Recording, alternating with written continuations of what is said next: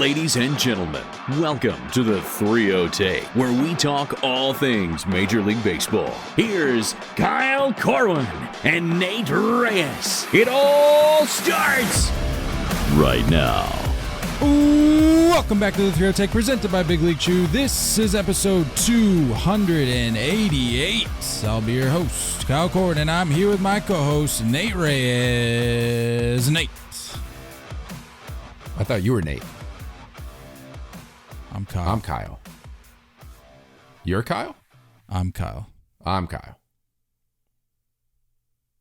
I'm Nate. You're Kyle. I'm Kyle. You're Kyle. Oh, all right. I'm Nate. Let's talk some soccer. Let's get into this. Let's talk some croquet and crochet, shall we? Some crumpets. Start this morning off with some crumpets. We're coming up on episode 300. We have not addressed it since the last time we talked about it. Usually that's how that works.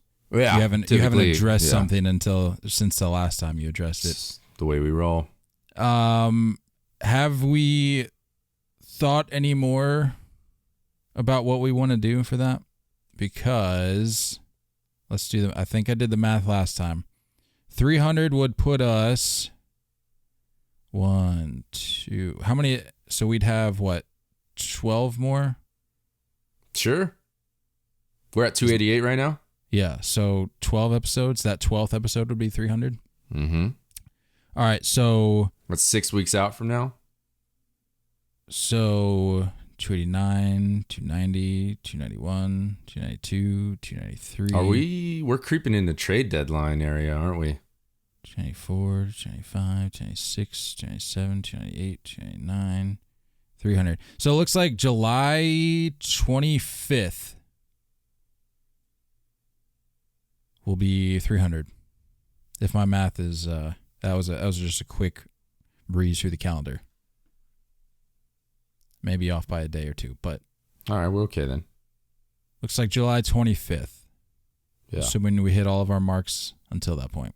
All right, we'll be okay. Trade deadline's the next week. Yeah, we're gonna have to do something. I don't know. I mean, we're already giving away a jersey for you goons that are subscribing to the YouTube channel. If you haven't, what are you doing? Yeah, go subscribe to the YouTube channel. We're giving away a jersey once we hit 500 subscribers. So go over and hit that big button. 1 in a 498 chance of winning a jersey. Correct. You say, well, how does that make sense? Well, as we've already explained, myself and Nate are not eligible. We have removed ourselves from the contest. But I mean, that's just the right thing to do, you know? But what's cool is that we're not fighting to get you. Let's pump the brakes here. Let's pump the brakes here. Let's see what sleazy trade Nate just pulled off. Just to give you guys an idea of the kind of garbage Nate pulls off here. So Nate gets Randy Arozarena, Ty France, Sean Manaea, Julio Urias for MJ Melendez, Jesse Winker, who couldn't hit the broadside of a barn right now, apparently, Brandon Nimmo, Nolan Gorman, and Michael King. You, sir, are a piece of work. That is unbelievable. I send out offers. If people accept them, that's on them. Hold on. No.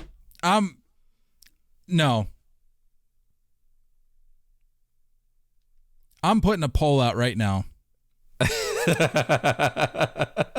I'm putting a poll out right now on the Instagram story. What are we talking about? This is an abomination. I'm texting James right now. He's getting a shout out. Oh, it goes into effect right away. That's cool. Are you kidding me? Putting the squad together. I'm putting this out on a poll. Putting the squad together. Unbelievable. For those of you listening, feel free to hit me up and tell me if that's just not the fleece of the century. What a freaking piece of work you are. Look, man. This is what it's about. This is what you do in fantasy. You throw out offers to the teams that are on the bottom. They're not making it. That's what I'm doing. I don't know what else you want from me. Did Nate just pull off the fleece of the century? Squad's looking good now, though. Let me tell you. Squad's looking real good. No, that's crap is what that is. Hey, you've been pulling off ridiculous trades the last few weeks. Yeah, I at least throw out names that people can actually recognize, though. Unbelievable. I don't even know. I mean, Brandon Nimmo, Jesse Winker. Those are two big names right there. Tell me how Jesse Winker's doing right about now. Anyway, not good. That's why I had to get rid of him. Yeah, exactly. What a slime ball. What were we even talking about? I don't even care at this point anymore. Unbelievable. James is eating this up right now, and I'm a fan. What a joke. Hey, just a warning to those of you who are maybe interested in joining the 3-0 Take Fantasy League in the future. Don't. Save yourself the trouble. Don't. Nate makes it miserable.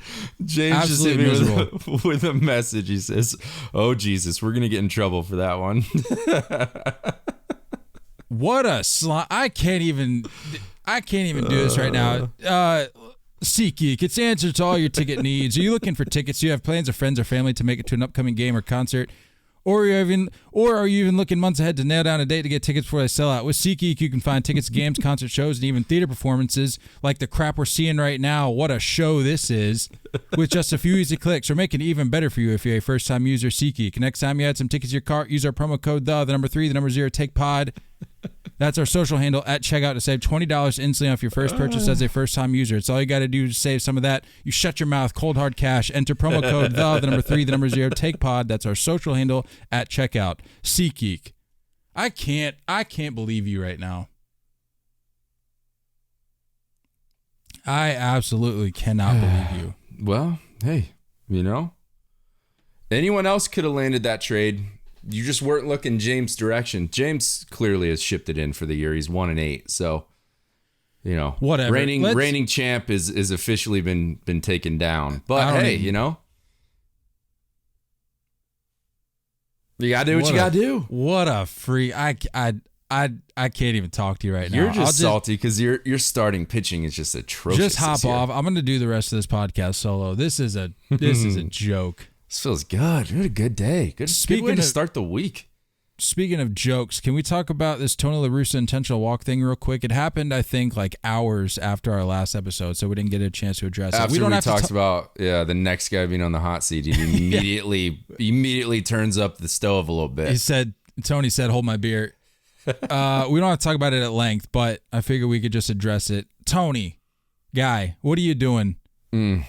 Like, it takes a lot. Yeah. It takes a lot to pull out Pepperoni Tony on the old Instagram story.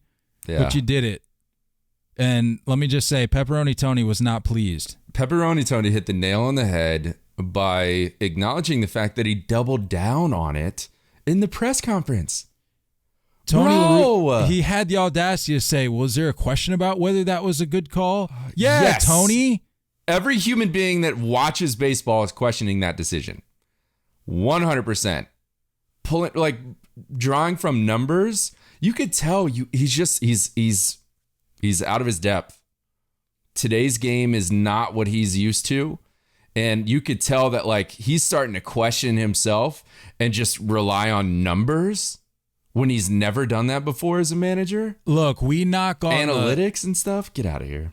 We knock on the whole new school analytics thing an appropriate amount, I think. I mean, probably maybe a little more so than most, but a relatively appropriate amount. I don't even think the people in the camp of the analytics would have defended this move, and I don't think I've seen anybody that has defended this move. Curious to see what Brian Kenny would say about that. He's the poster child for analytics, and I feel like he would still be like, how about we just bounce 3 straight sliders and hope for the best? No faith in your pitching. And I talked about that. I told you with that Yermin Mercedes cold, debatable controversy last year showed this team what Tony is. That's what this is. Tony does not. They don't have his support, dude. They don't have his backing. They don't feel like they're ready to run through war with him. And now it's just being shown more and more. I don't even know who was on the bump when he decided to do that. But no, bro. No, you can't do that. You can't do that. And for Max Muncy, like we've seen this kind of I need a little chip on my shoulder at times to turn me around. Good for him. Because I would be extremely insulted if I'm sitting in the on-deck circle, no matter what level you're playing at. If you're sitting in the on-deck circle and the kid in front of you is down 1-2 in the count and they decide to put him on base to get to you, I'm insulted. So good for Max Muncy. I'm glad that Tony La Russa wasn't able to fly under the radar with this type of move. If Max Muncy would have gotten out, this wouldn't have been that big of a deal. The fact that he ropes a 3-run bomb and they lose by that much in the end of the game, perfect. This is exactly how it needed to happen to bring to light what Tony La Russa is doing. And overall, like, I'm questioning everything about the White Sox. I'm sorry. I really am. We said we weren't going to go at length with this, but like, I don't know what's going on there. We have no idea what's going on. Going back to the Kimbrel trade, you have a young, promising second baseman. Trade him for a closer when you already have the reliever of the year in that role? What? Question marks started a while ago, and they need to be continuing to pile up in order for this move to be made. And when I say move, TLR's got to go. You want to talk about moves being made? Going back to this fantasy thing real quick, James just said, I'm in fire sale mode. You can send me something too. What's left, James? There's nothing left. Like I said, not to talk about this on Blue in the Face here, but if you have any interest in joining the fantasy league, I'll just save you the time. Don't even bother, because Nate's going to just read off your roster for everybody to listen to real quick. Yeah, and let everybody roster. Know. I earned that roster. I'm not picking off the bones of the people that aren't even. Get out of here. Unbelievable, man. You have sold everybody ridiculousness to get this lineup. I do it one time. All right, stop. No, we're done talking fantasy. This White Sox thing. At what point do we change our tune on the White Sox? Because I feel like, the majority, safe to say, good percentage of White Sox fans are hitting the panic button or fire Tony chant was just busted out a couple days ago. That's not a good look if you're Tony. But I mean, look, as it stands right now, the White Sox are 6 games back, and they're not even in second place either. We mentioned, the Guardians are kind of just hanging around. Who knows what's going to happen with them? The White Sox got to figure it out, dude. At what point do we change our tune on this whole division cakewalk narrative? Because it's not looking like that's the case. Why isn't anyone in the clubhouse standing up for Tony La Russa? That tells you another thing. Who's the leader in that clubhouse? I know TA is the loudest one in that clubhouse. Is he the leader? I don't know. We're watching bonehead mistakes. Game ended yesterday with Luis Robert tagging up from second with 2 outs in the 9th after a fly ball is caught in deep left and gets thrown out at third. Ball game over. He wasn't even the tying run. No, they were down Robert, 2. What are you doing, guy? It's just bonehead mistakes being made. There's no leadership. Look, despite what people think, yes, there are injuries that happen. There are real injuries that happen. But there's also something you got to account for when you're like fighting to get back healthy, right? When you have a team that's killing it, you get that like edge of like, I want to fight back from the IL to get back in on this, right? I want to be a part of this. When they're down and bad like this, those dudes on the IL are like, yeah, I think I'm just going to take my time. I'm just going to let this stuff heal up, and I'm not going to rush it, right? There's no urge. There's no sense of urgency to get back from the IL. And I think that's what we're seeing with a lot of these guys that are injured. But they're in a weird place, man. There's just, there's trade rumors around a lot of guys throughout the whole offseason. There's questionable moves being made. And I mean, I just like, they don't have an identity. They're not playing with like a chip on their shoulder. They're not having fun. And it's odd. It's just odd to me. They look big, slow, and unathletic. That's how I look at that team. And they're getting older. So how does this big, slow, and unathletic team look to you moving forward? When do we address the elephant in the room that, again, it's not shaping up to be, again, it's we're coming up on mid-June.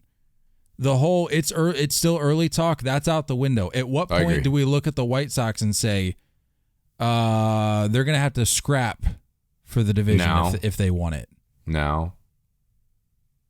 It's a big enough lead for the Twins right now.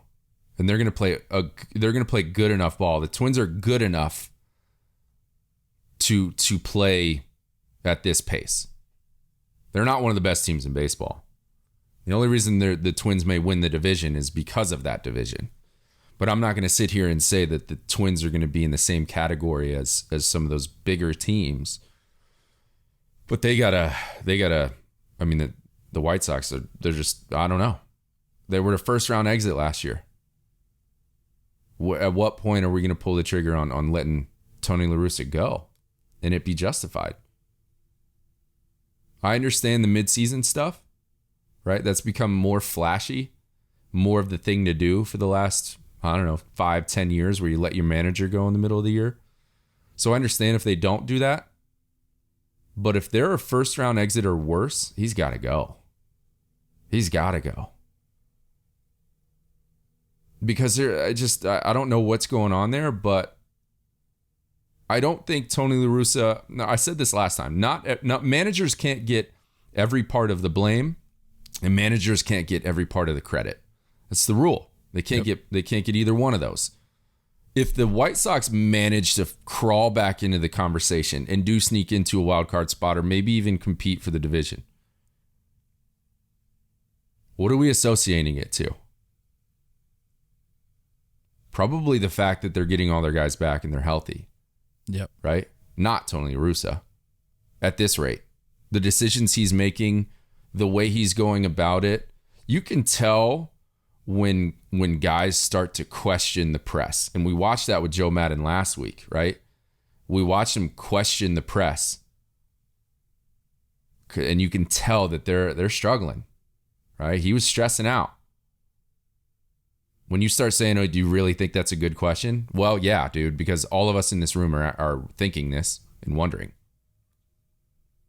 And if we're thinking this, so is the rest of baseball America questioning what's going on. So,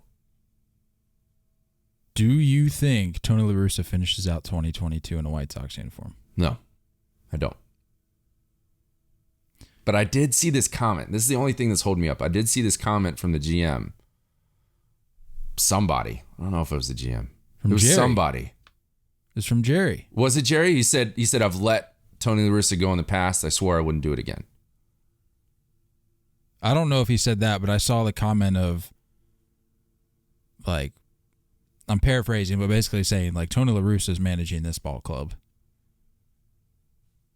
I just don't know how long, if that is true, if that's his feelings about it, I don't know how long you can hold out that outlook.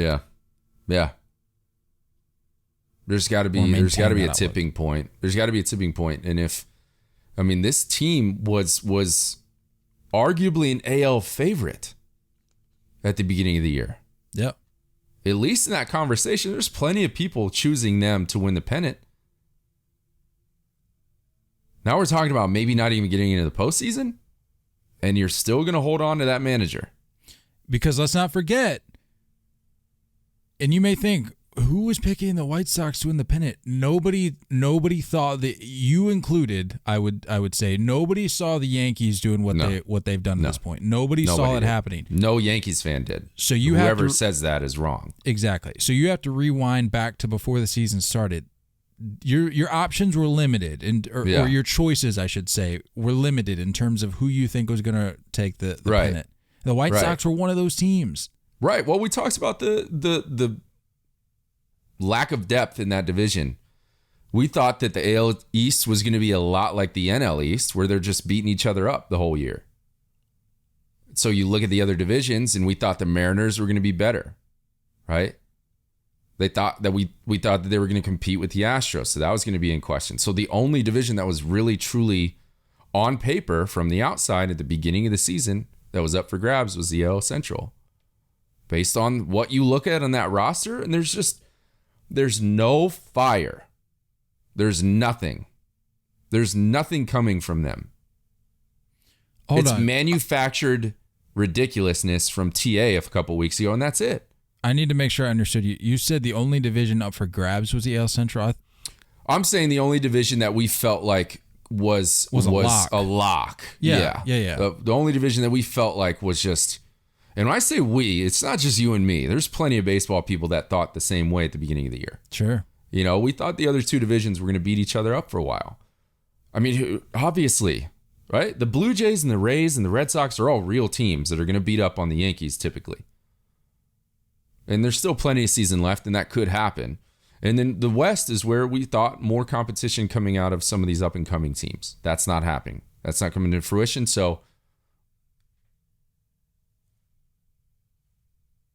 What are the White Sox doing? Who knows, man? Who knows what the White Sox are doing? Let's look at the NL East, because I think it was no more than a week ago that I repeated myself in saying that the NL East was a division I was going to have my eye on for the remainder of the season. And boy, is it heating up. Hey, credit to the Braves fans that were in the mentions saying, we're just giving the rest of the division a head start. Because the Atlanta Braves have now won 11 straight baseball games. And they, as it stands right now, entering Monday, the National League East looks as follows. You have the Mets at 40-22. Atop the division. You have the Braves, again, who have won 11 straight, are 34-27 at 5.5 back. The Phillies, who just reeled off a 9-game winning streak before that got snapped on Sunday, who are 9 games back, but only 3.5 out of a wild card spot at 30-30. I mean, you could toss in the Marlins too. They're 7-3 in their last 10. I mean, even the Nats are playing 500 ball over their last 10. So, that's what I'm saying. These teams, this division is waking up. And like you said, credit to Braves fans for holding true, because one, they're a second half team. We talked about slow starts from a lot of guys, right? And now we're just starting to see things happen. Adam Duvall is starting to become Adam Duvall again, right?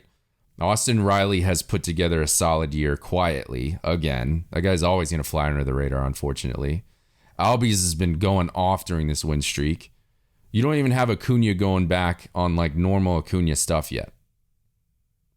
You got little Contreras, brother, who is just dominating behind the plate. And then you sprinkle in Travis d'Arnaud 3 or 4 times a week, and you've got a lot of production coming out of 2 catchers. Pitching staff is only going to get stronger. Yeah, I think, speaking of which, I think I saw, forgive me because I can't remember, but I think somebody, can't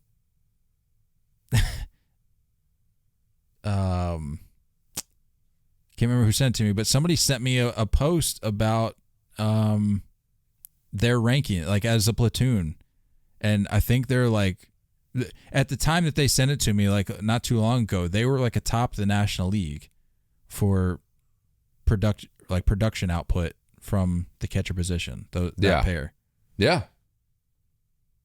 And it's absolutely welcomed. I mean, this is a team that we know, a GM that we know will happily figure out the right moves to fill in any holes and watch them go.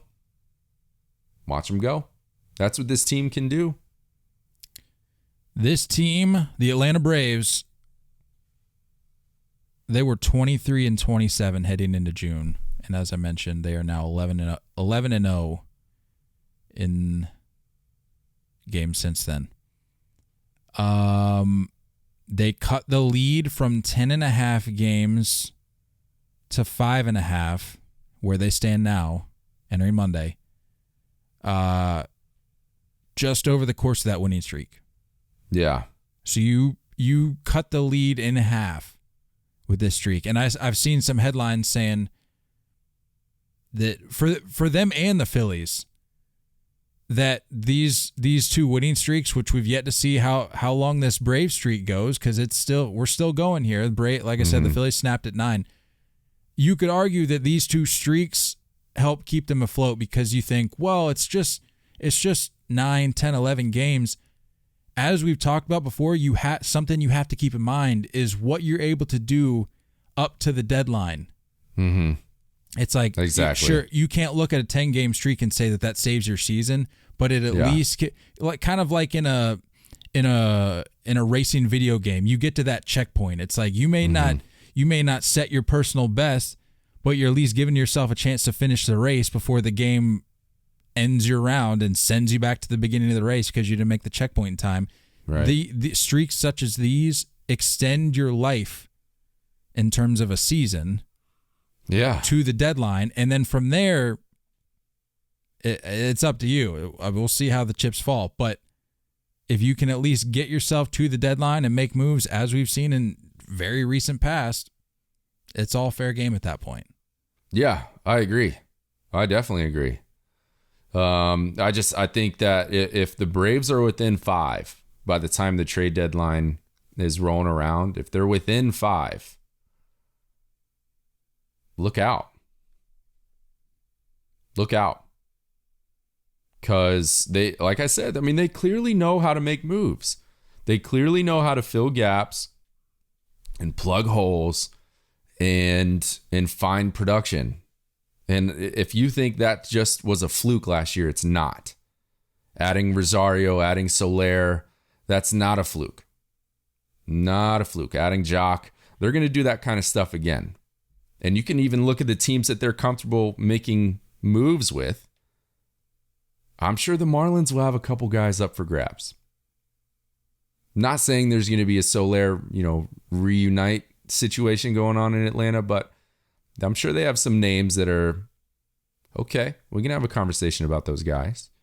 So when you establish that kind of rapport is a generous word, but that kind of experience and history with another GM around the trade deadline, we're talking Marlins, we're talking the Royals.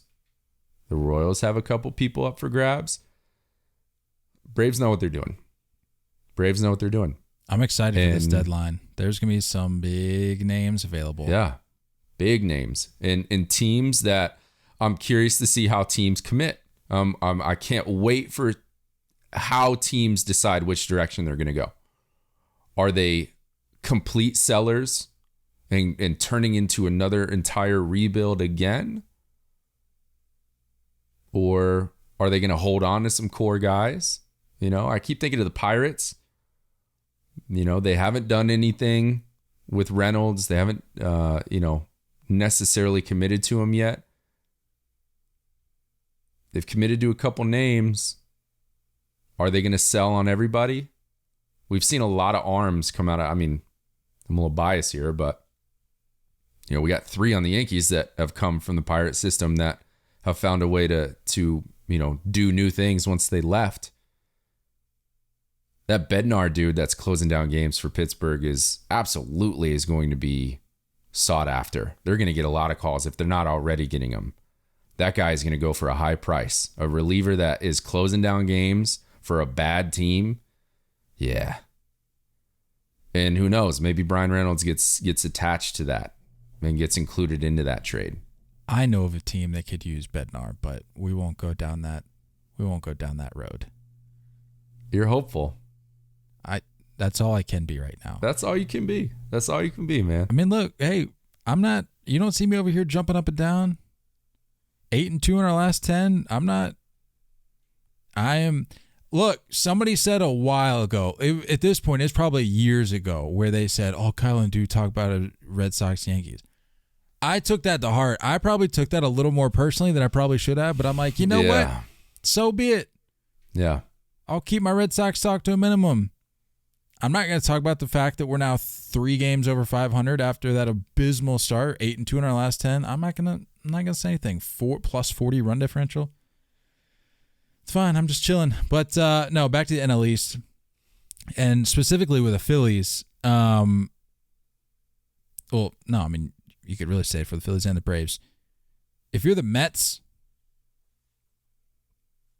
you gotta start sweating a little bit. I think you're looking over your shoulder a little bit. It's that rear view window or rear view mirror meme where you got the guy coming up the side. Objects may appear closer. You got objects in the mirror closer than they appear, and you've got 2 guys running side by side with Mets with Phillies and Braves shirts on, and they're hauling right now. Well, I mean, there's I don't know if I can say I'm a believer in the Phillies. I can say it more so about the Braves. Sure. But they're on the rise, right? They're trending upwards, whereas the Mets are, like you talked about, these injuries, whether you like it or not, are going to affect them. And, they're 5-5 in the last 10. And if they can play 500-ish baseball until they get those guys back, I don't know if they're going to have a very big lead in this division. So their start is absolutely needed because these teams are going to close the gap.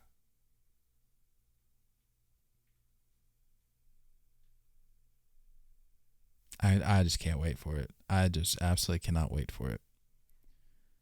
The Mets, man. Also another team that's not scared to spend money, so they could be buyers as well. So they're there's a couple names that I think there could be a situation where certain teams are going to try to block other teams. When they look at their needs versus, their opponent's needs, they could try and block that. You know what I'm saying? Like that, like the Rizzo, I think of like the Rizzo signing for the Yankees was almost like a block to the Red Sox, right? Like the Red Sox needed a first baseman. And that's kind of how it felt. Like it was, yes, this plugs our hole, but it also blocks them. I think there's going to be a couple names at the deadline that those 3 teams are going to look at and say, yeah, we want this guy, but we also really, really don't want them to have him. So we got to go get him first. Yeah, I can see it. If Luis Castillo goes into the NL East, that's just kind of one of those things where like it could be a block, right? Like, yes. And that's something I could see the Mets doing. We don't necessarily need him, but we don't want these other teams to have him. So we're going to go grab him. Maybe. It's just a maybe, though. I can see it happening. Any other thoughts on the NL East? Because I want to transition to a pair of teams out in the NL West that just wrapped up a series. A little bit of a dogfight going out in the West, I think. Any closing thoughts on any of those 3 teams? I'm just not ready to buy in on the Phillies. I don't think I ever will this year.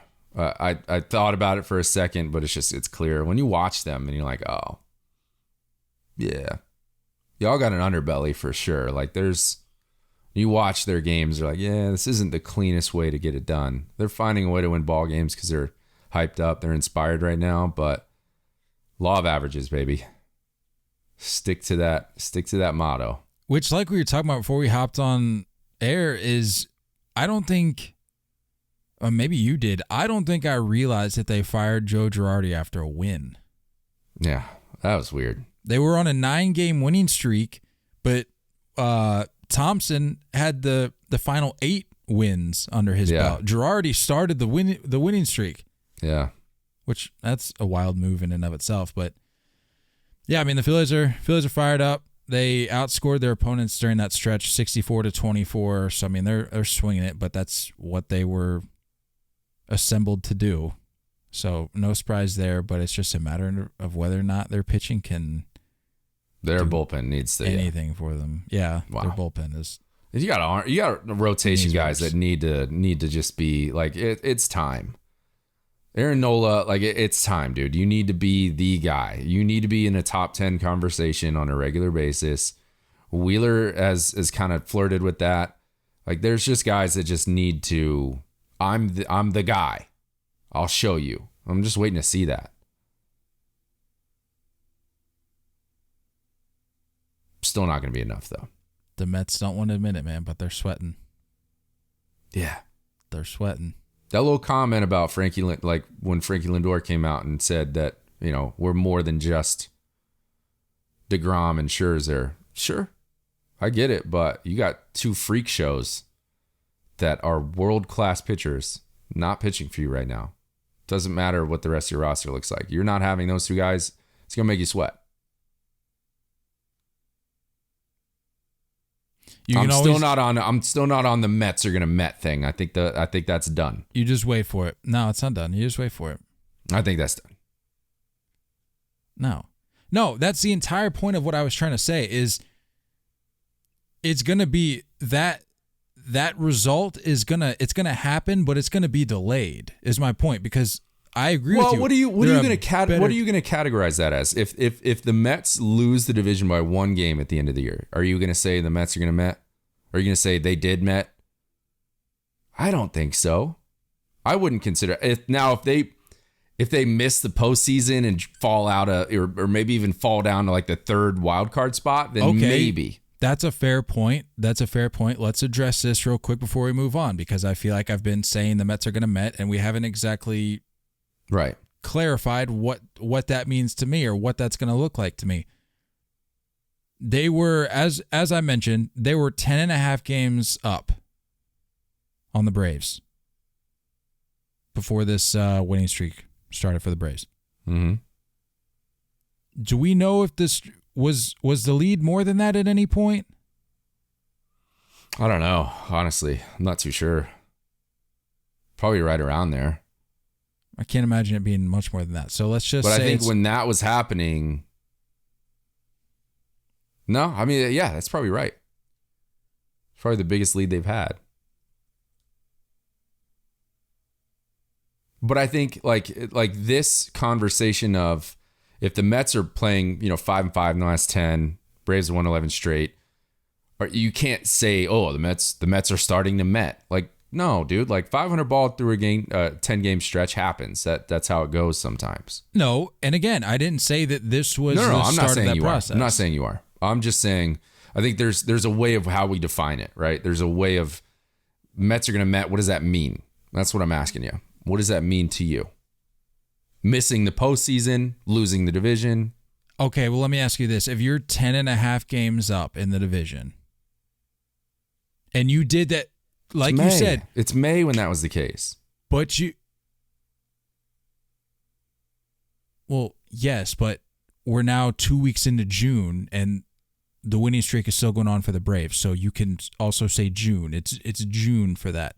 You've done what you've done without Max Scherzer and Jacob deGrom for a period of time there. Mm-hmm. They come back and you can't win the division. Like, forget missing the postseason for a minute. If you can't win the division when you get those guys back, what are we going to classify that as? You're up 10.5 games and you don't even have the 2 best pitchers in baseball, and then you get them back? I don't know how else to look at that. Well, if they get into the postseason and end up beating one of these teams and make it into a second round, like, is that I still don't think that's an added layer of the conversation. But I'm just saying, on paper, on the surface, if you look at a team that, like I said, 10.5 up, you don't have the 2 best pitchers in baseball, you get them back, and then you miss out on the division. I think a conversation needs to be had at the end of the season to maybe readdress. Depends. It's just all I'm saying is that I want to get to like December, and then we can officially say, did the Mets ever met? That's what I'm asking. That's what I want to wait until then to say, did they do it? And I'm not going to say just because the season ends and they lost the division, they're securely in that wild card position before postseason even starts. I can't say, oh, the Mets metted. No, I got to wait that out. And that's something that you haven't done for the Mets in a while. So that argues to my point of, that solidifies my point of the Mets are different this year. Because we have to hold off. Now, if they do miss the postseason, like you said, if they miss the division and the postseason and they get these guys back, then yes, the Mets metted for sure, 100%.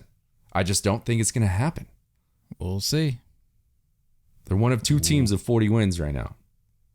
So curious to see if they can, continue to fight. Hey, look, if they can play. Look, hand up, jokes aside. Bias aside, I think it would be incredible for baseball if we saw an all New York World Series this year. I'm all right. Man of integrity here. I would thoroughly enjoy watching that. Like, you push my hatred for the Mets aside, the fact that I think they're frauds, my obvious hatred for the Yankees. I think that'd be good. That'd be good entertainment. I think it would too. But I don't think we're gonna get there because I think the Mets are gonna met. But anyway, let's talk Giants sweeping the Dodgers, shall we? I don't feel good about the Dodgers. You know what I do feel good about? Why do you ask me a question and then you want me to read? Why do you start the transition? What are you talking about? I know what you're doing. What did I ask you to read? I know what you're doing. You know what you want me to do right now. I didn't ask you to read anything. I said, you know what I feel good about? What do you feel good about? I was going to say, how do you feel about the new Instagram algorithm in terms of how it's been doing for our content? Because we've been blowing up a little bit. That's not what you're going to say. You wanted me to read Big League Chew. It's okay. It's all right. I like reading Big League Chew. How do you feel like scrambling? A lot of backpedaling going right now. Watching the wheels turn. Watching the wheels turning. How do you? Do you know what I like? Do you know what I like? What do you this like, is what I was actually going to ask you. Do you know what I like? Joey Chestnut's odds in the hot dog eating contest this July. That's what it was, huh? That's what I was going to say that I liked. But you just assumed that I wanted to talk ad read, which I thought was awfully presumptuous. June 13th. So, we definitely need to talk about something that's going to happen. You don't think Joey Chestnut's not preparing at this point?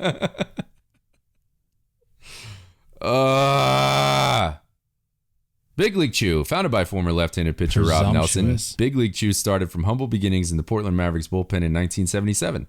For more than 40 years, the iconic pouches packed with shredded, flavorful bubblegum has become the #1 shredded gum of athletes everywhere.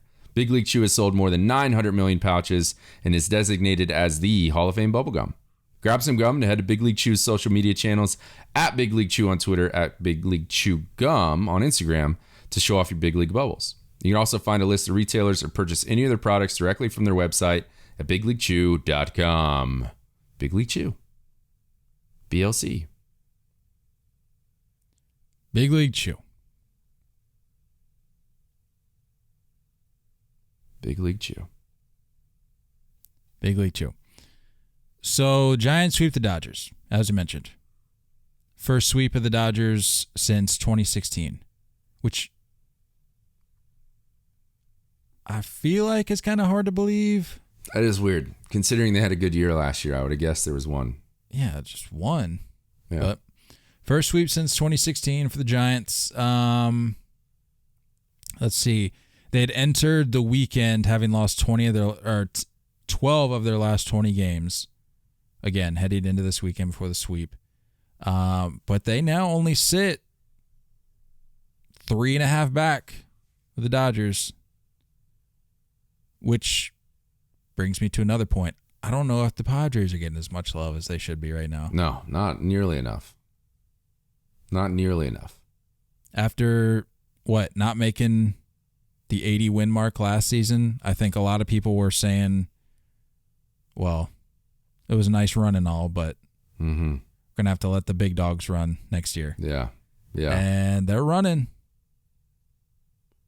I just feel like the Dodgers have overcooked their roster, man. They've left it on the skillet too long. They've tried to tinker with it too much. There's too many things they're doing, and they're starting to, I think, affect not necessarily the culture, but maybe the confidence in some guys. You know? And I think that's what that does, man. It's just eventually you start doing too much. And you don't let guys naturally adopt their role. If the role's always changing because you added some new superstar every offseason, eventually it's just like you start pissing dudes off internally. I don't know if that's what's going on. Look, they're still winning. They're still leading the division. They're still very much in contention for a World Series run. But it's just like at a certain point, dude, you're doing too much, and you're not letting these guys buy in. I feel like a lot of what they've done, yes, they have to take their own credit on this, but a lot of what they've done is like almost wrecked the confidence level of Bellinger and Muncy and just guys that, were supposed to be the dudes. You wanted to build around them. And now you don't. You add in superstars and it makes them self-conscious. That's what it looks like to me from the outside. And now you have Walker Buehler that's done for the next at least 2 months. Who knows if he's ever going to get ramped up again to be a starter in the postseason. There's a lot of question marks around LA. And you can let Mookie Betts play out of his mind all he wants. But you need some of these other guys to start stepping up. The guys that were supposed to be your superstars that are now role players. They don't know how to be role players. Cody Bellinger has been a superstar his whole life. Right? Max Muncy has been that tough guy, that tough first baseman that you never, I'm the front line of defense for my team. Now you've removed him from that role. Right? Justin Turner watched the DH spot open up in this lineup, and now it's like, am I getting old? Am I about done? There's a lot of guys that are just questioning what's going on, and I think that's eventually what you do when you over tinker with the roster. That's what it feels like. Well, we don't need to necessarily get carried away and start questioning whether or not they're capable of winning a World Series. And I'm not saying that that's what you're saying, because even after the sweep, they have a plus 106 run differential. They're still 37-23. Yeah. And still, as we've already mentioned, first in the division. Right. So, yeah, a little bit of a scare if you're the Dodgers. Look at the Padres. The Padres are a half game back.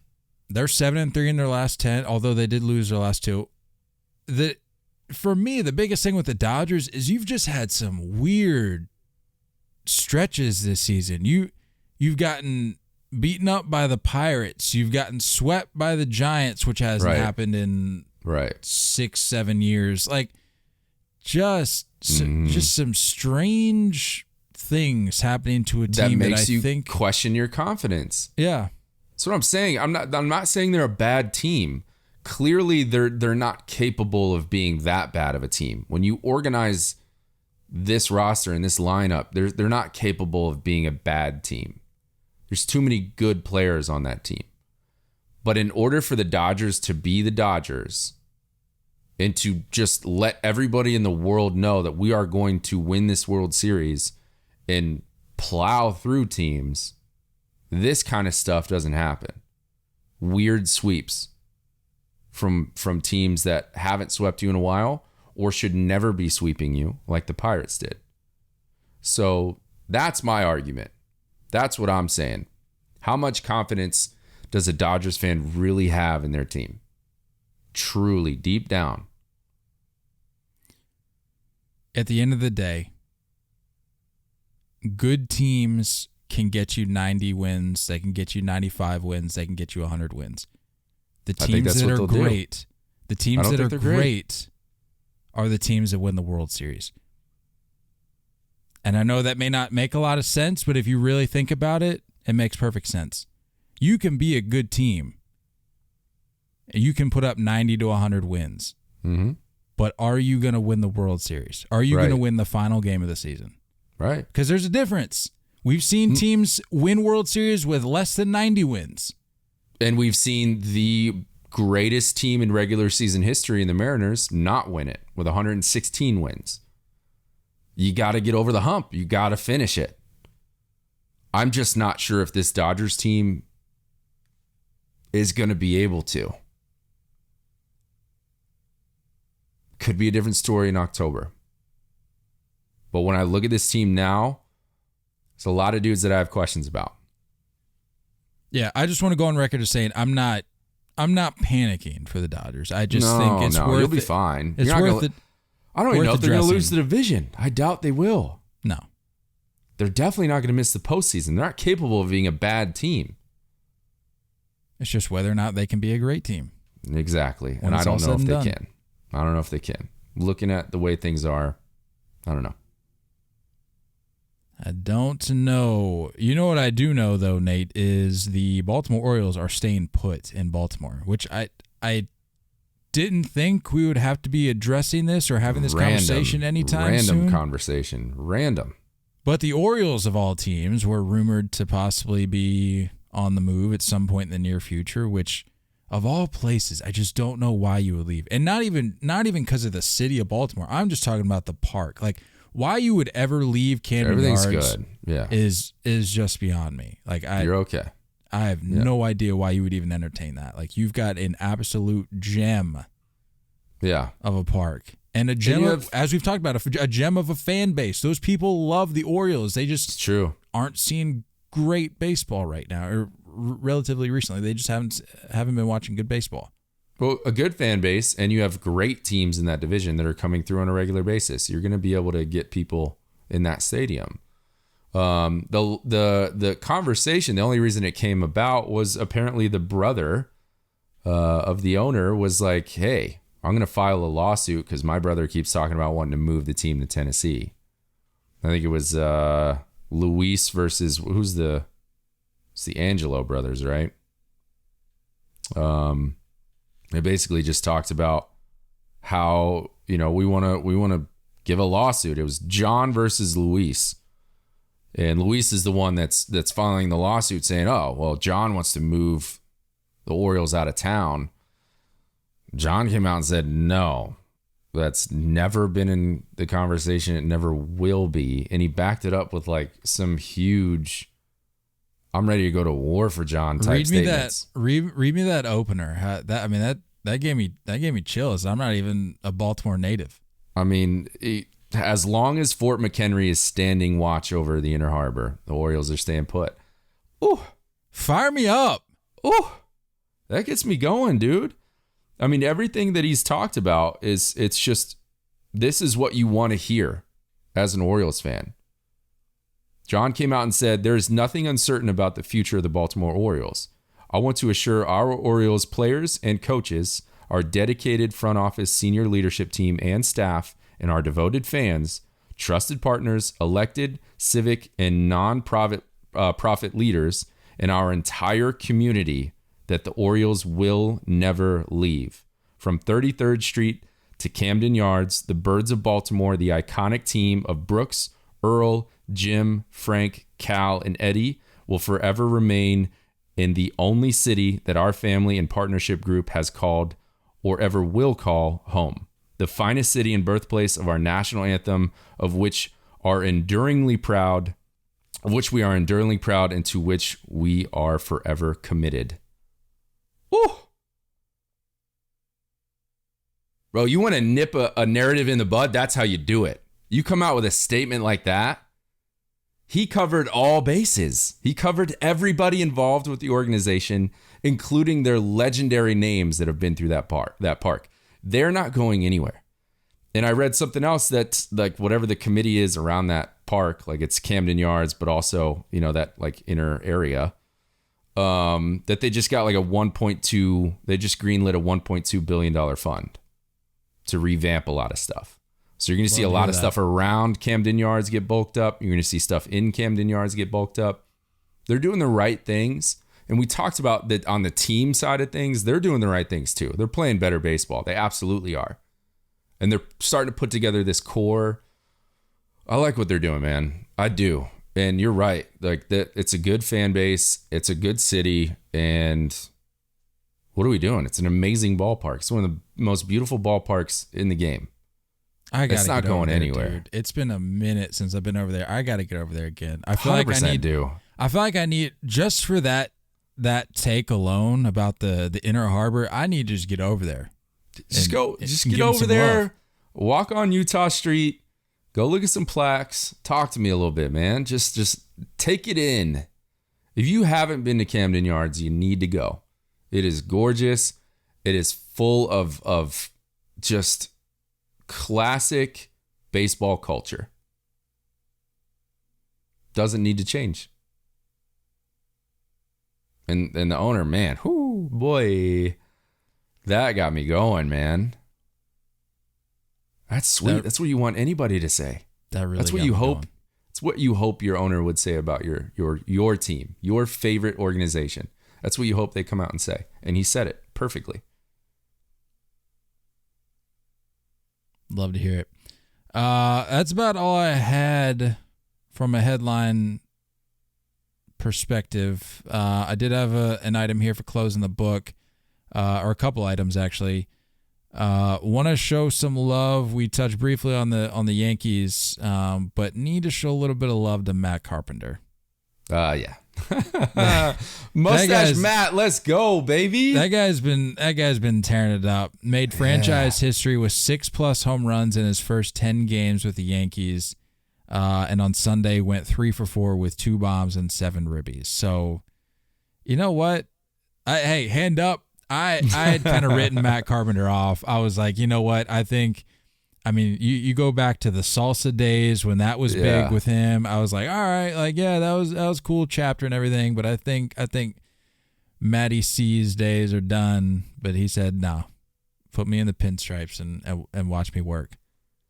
Mustache Matt has successfully softened the blow on Josh Donaldson's contract by providing a left-handed bat that can also play third base, that also has the same amount of pop and is capable of doing this thing. I mean, we've watched this guy hit 30 home runs and go for 90+ RBIs on a regular basis. We saw it a ton. It doesn't just go away. It doesn't just disappear. The guy's lost a lot of what he's talking about. He lost his feel for a while. Didn't even know like how to hit a baseball at certain points. So now we're seeing him just get back to normal. He's not going to continue to just rope home runs on a regular basis like this, but I'm more excited about what he said about the Yankees in general. And he's been in a winning clubhouse before, and he's recognizing that this team is like genuinely every player in that clubhouse is rooting for each other. And that's what makes it feel a little bit different right now. And it's just like, it's cool. And like we talked about with, kind of like the White Sox, when you got guys that are like, it hurt and your team's not doing well, they're going to take their time getting back. This team doing so well, you get guys hurt for a little bit. They can't wait to get back. They can't wait to try and compete again.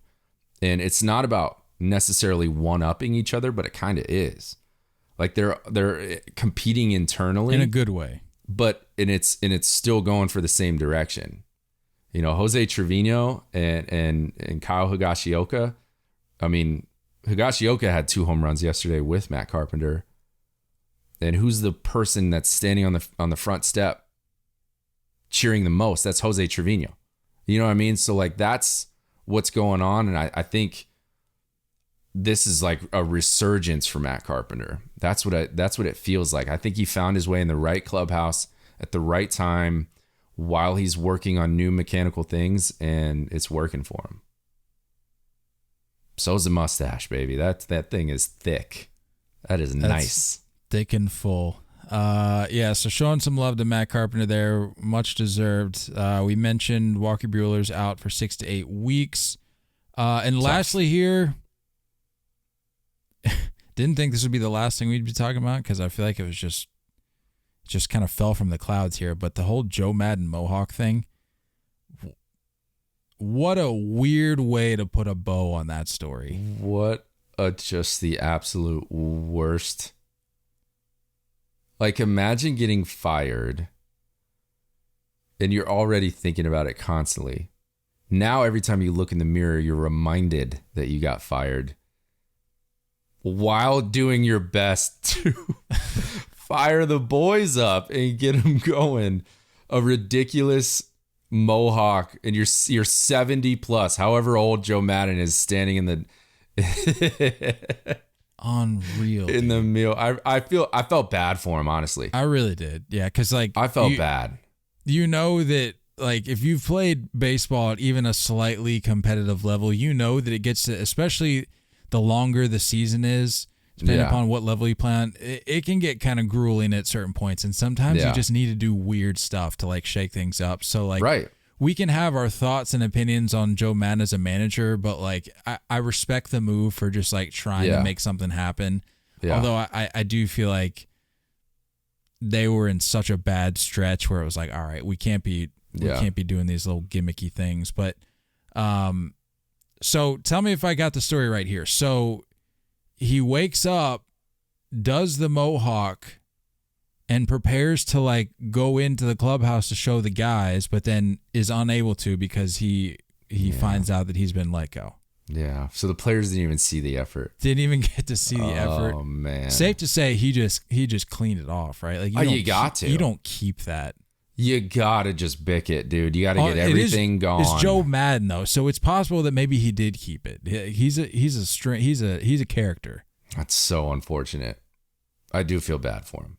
And I think that's the difference when you look at Joe Maddon versus a Tony La Russa. Like you can see, like, you know, Joe Maddon has the love of his players. Otherwise, he wouldn't be comfortable doing that. You know what I mean? He had the love of his players. He had that connection. So that's why it just makes it a little bit. That hurts. It's tough. It's just tough. What a weird way. Like I said, I do hope the mohawk is gone, though. I hope it's just. I hope so too. Yeah. I hope he's on a beach somewhere, just chilling, relaxing. I mean, he's gonna get picked up by somebody. You would think, right? Not this year. Not during the season. Even if there's another mid-season firing. I could see him going a little like hiatus. I could see him hitting on, you know, just going on MLB Network for the next 2 or 3 years and waiting for the right job, waiting for the right roster configuration, the way Buck Showalter waited for the Mets. Like he waited for the right scenario. And there's no way the Mets were the first team to be interested in Buck Showalter. He had offers for sure for the years that he was working for Yes Network and on MLB TV or MLB Network. He just waited for it. And I think that's what Joe Maddon needs to do. He needs to wait for the right scenario. Without a mohawk. I can see it happening. Yes, without a mohawk. My friend, that is all I have for us today. Unless you got anything else for the Chasers, we can call it on this one, and we'll see you guys Thursday. We'll be talking about the 3-0 fake number. Where are we at now, dude? Is it 6? 5 or 6? 6? Hold on. Stand by. Thursday, we will be doing the 3-0 fake number 6. And what did we decide on? Birds. Birds aren't real. Birds aren't real. The birds aren't real movement. The conspiracies behind the government birds. Spies. Big fan. God, people are interesting, man. People are fascinating. Big fan. It really is fascinating. Fan of that. Any closing thoughts for the Chasers?